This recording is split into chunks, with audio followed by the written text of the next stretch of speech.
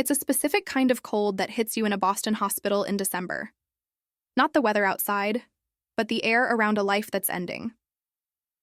I had flown in from New York straight to Massachusetts General, and the first thing I heard wasn't a doctor's prognosis or my brother's worried voice.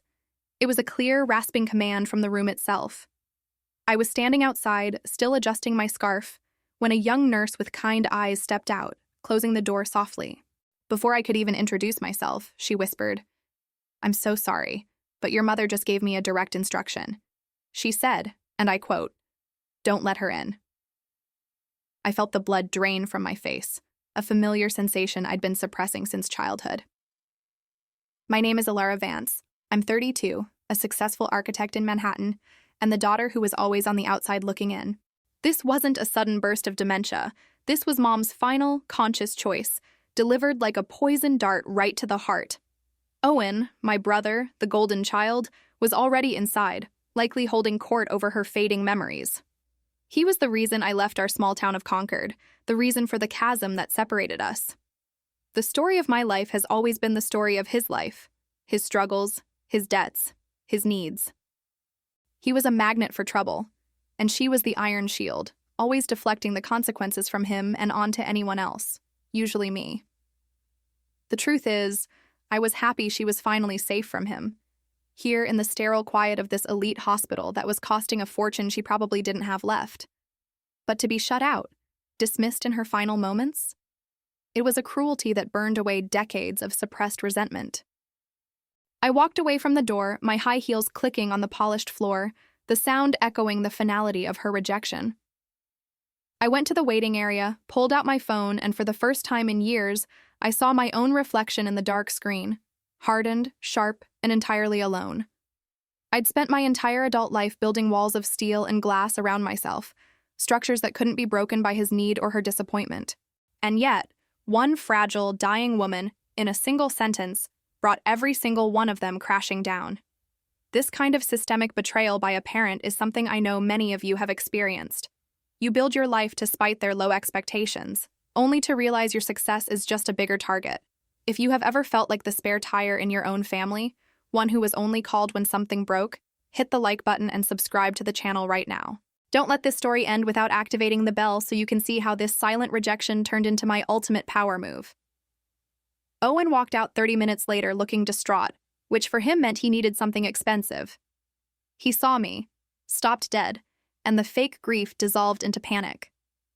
"What are you doing here?" he hissed, running a hand through his expensive, unearned hair. "She doesn't want to see you." I stood up, smoothing the front of my tailored coat. "I heard," I said, my voice barely a whisper. "But I didn't come for her. I came for the show." He looked genuinely confused, and that's when the real game began. The show of a lifetime, orchestrated not by me, but by the financial and emotional ruin they had created together. Their story was ending, but mine was just starting its final, triumphant act. I knew, just from the look in his eye, that he believed I was powerless. He was about to learn how a lifetime of being ignored can teach you to watch, wait, and strike with absolute precision. The years of studying blueprints had taught me one thing: find the structural flaw, and the entire edifice will collapse. And Owen Vance, my golden brother, was one giant walking structural flaw in a bespoke suit. He was so busy mourning the loss of his meal ticket that he completely missed the small, critical note I was carrying in my coat pocket, a note that would rewrite the will, the legacy, and the entire history of the Vance family for good. The note was from a lawyer in Salem, a name I recognized from Mom's childhood, someone who operated completely outside of Owen's sphere of influence. It had arrived just yesterday, completely by chance, tucked into a box of old college textbooks I'd asked Owen to ship months ago. It seemed even in her decline, Mom's chaos was still the architect of my fate, but this time, I had the tool to redirect the destruction. The note didn't say much, only, "The arrangement must be secured before the final withdrawal. Call immediately." I had the distinct cold feeling that whatever arrangement this was, it was the only thing standing between my mother's peace and Owen's complete and utter destitution. And I intended to be the one pulling the lever. I looked past Owen, straight at the door to Mom's room. I knew she was in there, fighting, or perhaps just waiting for her own last command to take effect. But what they failed to realize is that sometimes, the person you shut out is the only one holding the key to the very door you desperately need to keep closed. I smiled at my brother, a genuine, chilling smile. Relax, Owen. I'm just visiting the city. I'll be in the lounge if you need me to call an ambulance for you next. He turned, his face tight with repressed fury. But he said nothing, just slammed the door back into her room, leaving me alone in the sterile hallway, exactly where she wanted me to be. But the hallway, I knew, was simply the staging ground for the final act. The silence after the door slammed was broken only by the squeak of a nurse's cart moving down the corridor. I sat in the lounge, the city lights of Boston a cold, distant backdrop, and allowed myself to feel the decades of history that had led to that one sentence. Don't let her in. Our family was a New England fairy tale built on a foundation of granite and lies. My father, a successful local judge, had passed away 5 years prior, leaving behind a modest estate and a profound legacy of emotional distance. He had always seen me, Alara, the pragmatist, the one who excelled at math and logic, as an extension of his own orderly mind. But my mother, Eleanor, she was pure emotion, pure drama. She lived for the soft, charismatic glow of her son, Owen, who failed upward through life.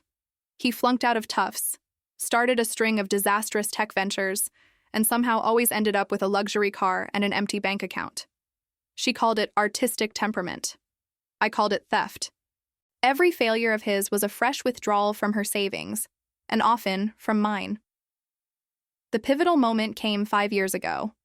I was 27, had just landed my dream job in New York, and received a frantic call from Mom. Owen had managed to secure a massive loan against her house, our ancestral home in Concord, for a cryptocurrency scam that evaporated overnight. When I confronted her, she was tearful, frail, but firm. He's lost, Alara. He just needs guidance. You're so strong. You don't need the money. And with that, she signed away the equity that would have been my inheritance, diverting it to cover 80% of his debt. I wrote the check for the remaining 20% just to save the house from foreclosure, the last link to the man who was my father, and left. I haven't spent a single night in that house since. I became the successful, cold, distant daughter, a role I embraced because it was safer than the alternative. Now she was here, in Mass General, her body failing fast due to a rare, rapid-onset neurodegenerative disease. The cost of her specialized care was astronomical, a detail that had sent a chill down my spine when Owen casually mentioned it over the phone last week. It's covered, he'd insisted. Don't worry your little architect head about it. But I was a numbers person, and the numbers didn't add up. The house was already leveraged, and her savings were long gone. That's why the lawyer's note I found was so unsettling. I'd called the Salem number immediately, and the lawyer, a kind but formal woman named Ms. Thorne, had confirmed my worst fears and presented a stunning piece of history. The Concord house wasn't just a family home. It was, in fact, a complex trust established by my paternal grandmother, designed specifically to protect it from my mother's extravagant spending and my brother's bad decisions. My mother had only a life estate. She could live there, but she could not sell it or encumber it without a specific and crucial co-signature. Ms. Thorne had been tracking the situation quietly for years, watching as Eleanor and Owen chipped away at the asset, constantly violating the trust's terms. The final violation? To secure the massive financing for her current hospital stay, Eleanor had tried to execute a complicated maneuver, a last-minute reverse mortgage, a desperate final cash injection to pay for her care that Owen convinced her would secure his future. The only way the bank would approve it was if they got the signature of the primary heir to the remainder estate, the heir specified in the trust document. A detail that Mom and Owen had conveniently and perhaps deliberately forgotten until now. I traced the pattern on the lawyer's note with my finger, the ink smearing slightly. The trust specified that the house would pass entirely to the child who had provided the most verifiable financial and emotional support to the paternal family over the last decade. A stipulation my father had added quietly, an act of silent justice I never knew he was capable of. Ms. Thorne explained that based on the evidence, my 20% bailout, my father's previous letters detailing Owen's continuous fraud, and my own clean financial record, The bank had determined I, Alara, was the intended heir. The bank, seeing Eleanor's deteriorating condition, needed the heir's signature to finalize the reverse mortgage paperwork before Eleanor passed, turning the last valuable asset into liquid cash for care. Owen was trying to rush the process, but the bank's legal team had stalled, demanding my involvement. My mother's desperate final rejection, "Don't let her in," wasn't just emotional cruelty. It was a desperate attempt to keep me from interfering with the final disastrous play that would turn the house into cash for Owen. I was finishing a cup of stale coffee, the lawyer's words still ringing in my ears, the heir's signature. I realized with a shocking clarity that my mother's final act of malice had gifted me a terrible, absolute power. The woman who had denied me a moment of final comfort had inadvertently made me the gatekeeper to her survival, and more importantly, to her chosen son's future. Just then, a different figure approached me. Not a nurse, but a tall, weary man in scrubs. Dr. Alistair, the head of the neurological team. He sat down opposite me, bypassing the receptionist entirely. "Ms. Vance?" he asked, his voice low and professional. I nodded. "I'm Dr. Alistair. I apologize for interrupting your wait, but I've been briefed on the family situation. We have a critically time-sensitive issue." He pulled a clipboard from under his arm. "Your mother's condition is declining faster than anticipated. We need to administer a new experimental treatment immediately. It offers her the best chance, albeit a slim one, of buying her more time and reducing pain." He paused, looking me directly in the eye. "However, this treatment, along with the continuation of her specialized room and continuous care, exceeds the current financial guarantee. We had an arrangement with your brother regarding a last-minute reverse mortgage on the family property to secure the entire package. That process is stalled." He slid the clipboard toward me. "The bank's lawyers have informed us that we need the signature of the primary heir to the remainder trust to finalize the collateral waiver and release the funds immediately. They have identified you as that heir, Ilara." My throat tightened. The universe, in its own cruel joke, had placed the fate of my mother's physical well-being and her cherished son's financial stability entirely in the hands of the daughter she had just rejected. I looked at the form. It wasn't a medical consent form. It was a financial waiver, co-signing the collateral on the conquered house.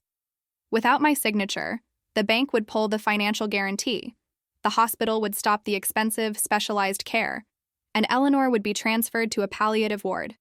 A death sentence that would leave Owen with nothing. The revenge I had always dreamed of was now laid bare before me, a signature away. I could sign it, condemning myself to a final loss of my inheritance and reinforcing their lifetime of emotional abuse, or I could walk away, allowing them to finally face the consequences of their recklessness. Owen burst into the lounge, his eyes wild, having obviously been listening at the door. "Ilara, sign it. For God's sake, she's dying. It's just a piece of paper. She needs the treatment."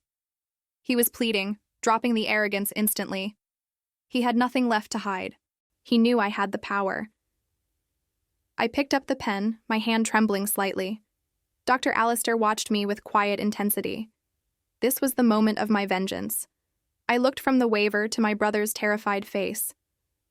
"She told the nurse not to let me in," I said softly, addressing Owen. "That was her last wish to me, Owen. Her final, deliberate act of making me irrelevant." His eyes dropped to the floor, confirming the malice. "She was trying to protect you from having to sign." He lied weakly. "She wanted me to handle it." "No," I countered, leaning forward, my voice becoming steel. "She wanted me to be powerless. She wanted you to have the house. Even dying, she was giving you the advantage." I tapped the pen on the signature line. "Well, that advantage ends now." I didn't sign the signature line. Instead, I flipped the clipboard over and used the back of the form. I wrote a single brief sentence in the space provided, then dated and signed that. I then pushed the clipboard back to Dr. Alistair. "There's your signature, doctor," I said. He stared at the back of the form, then back at me, completely bewildered. Owen lunged forward, trying to grab the board, but Dr. Alistair smoothly pulled it away. I stood up, adjusting my coat once more, now feeling the absolute weight of my decision settle over me, not as a burden, but as a mantle. The collateral is secured, I stated, looking straight into Owen's desperate eyes. The hospital gets its guarantee, my mother gets her treatment, and you, Owen, are about to learn a lesson in consequence that Mom spent a lifetime shielding you from. My signature on the back of the form was not a waiver or a cosign on the debt. It was a single, irrevocable legal notice. I hereby assume ownership of the remainder trust and all associated assets, effective immediately, per the terms of the Vance Paternal Trust.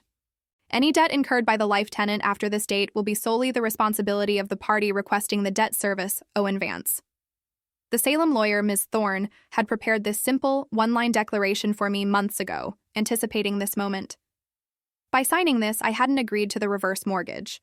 I had exercised my right to ownership and simultaneously blocked the mortgage and secured the house. The hospital's guarantee was covered by my promise, not by the mortgage. A promise to pay for the expensive treatment until Mom's passing, but only under 2 conditions. The first condition, which I relayed to Dr. Allister in a low voice, was that no one, especially Owen, was to know where the money was coming from. The second condition was for Owen. I turned to my brother, who was now weeping, his mask of desperation shattered by the realization that I had just taken everything. "The house is mine, Owen," I told him, the words tasting like victory and ash. "It will be sold, and the proceeds will be used to establish a scholarship fund in Father's name, something he would have been proud of." He lunged at me, and 2 security guards materialized instantly, alerted by the doctor's signal. "You took everything! You're heartless!" he screamed, his voice raw with a genuine, unprecedented grief for the loss of his safety net. I let them hold him. "I didn't take your life, Owen. I took back the life you spent 30 years trying to steal from me." I waited until he calmed down. Then I looked at him, really looked at him, and saw not the careless manipulator, but the lost boy who had never learned to stand on his own 2 feet. And in that moment, the anger faded. I had my justice. I had my control. But I also saw the potential for something else. I reached into my coat pocket and pulled out a small folded business card. "I bought you a one-way ticket to Spokane, Washington. You'll report to the manager of Vance Construction, a small firm I secretly set up using my own savings 3 months ago." I handed him the card. "You will work as a foreman's assistant starting tomorrow. No family name, no special privileges. If you want a future, you build it with your own hands. I won't fund your failures, but I will fund your start." I saw the flicker of defiance, then a shocking submission. He took the card. The power dynamic, the core of our family's tragedy, had finally shifted. I walked back to Mom's room, not to go in, but just to stand by the door. The nurse stepped out again, her eyes wide with shock at the scene she'd just witnessed. She glanced at the door, then back at me. I can ask her again, Ms. Vance." I shook my head. "It's all right. I heard her. Tell her Alara said goodbye, and tell her that her son is finally going to learn what it means to work." I left the hospital, the feeling of triumph slowly giving way to a strange, quiet peace. I hadn't destroyed him. I had exiled him to a chance at self-respect.